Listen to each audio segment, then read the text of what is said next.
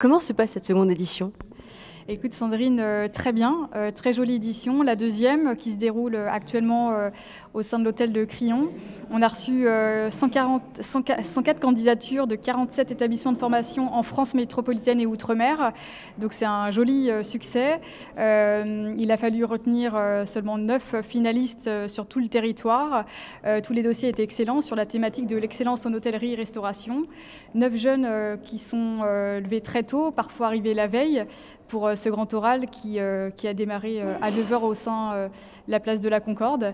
Et donc non, c'est un joli succès pour cette deuxième à nouveau. Ouais. Et tu as choisi un beau sujet, et moi j'ai aussi envie de te poser la question. Selon toi, c'est quoi l'excellence dans les métiers de la gastronomie? L'excellence, je trouvais que c'était un thème plutôt généraliste qui s'accorde avec tous les secteurs d'activité, en particulier, comme tu l'as dit, pour le secteur de l'hôtellerie-restauration. Je trouve que c'est un thème qui permet de toucher tous les types de restauration. Je pense que c'est important de le souligner. On est ici dans un palace parisien avec un restaurant gastronomique étoilé. Mais je pense qu'il est bien de valoriser aussi les différents types de restauration comme la brasserie, l'univers bistronomique ou bien d'autres formes de restauration. Mais aussi les différents métiers du service.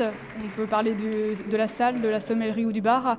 Et donc l'excellence, c'est aussi une prestation globale qui permet de satisfaire les besoins et les attentes des clients avec son cœur et son âme pour toucher et susciter l'émotion auprès de la clientèle.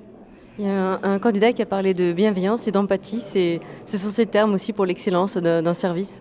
Oui, en effet, c'est vrai qu'un service attentionné doit être aussi un service qui est réalisé avec bienveillance.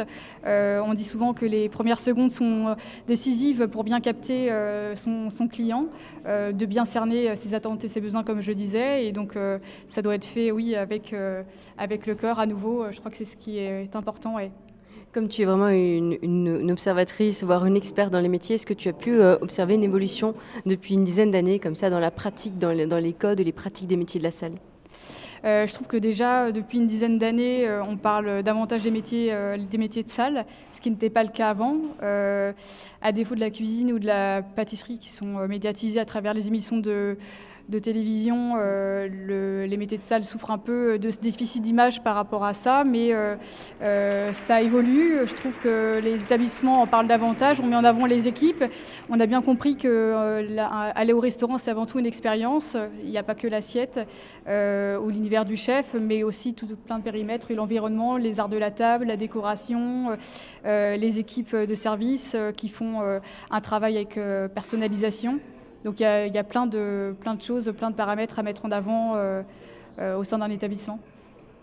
Merci Hélène, et bon succès à ce concours. Merci. Qui vraiment porte haut les valeurs du métier de la salle. Bravo. Merci à toi Sandrine de suivre le concours. Merci.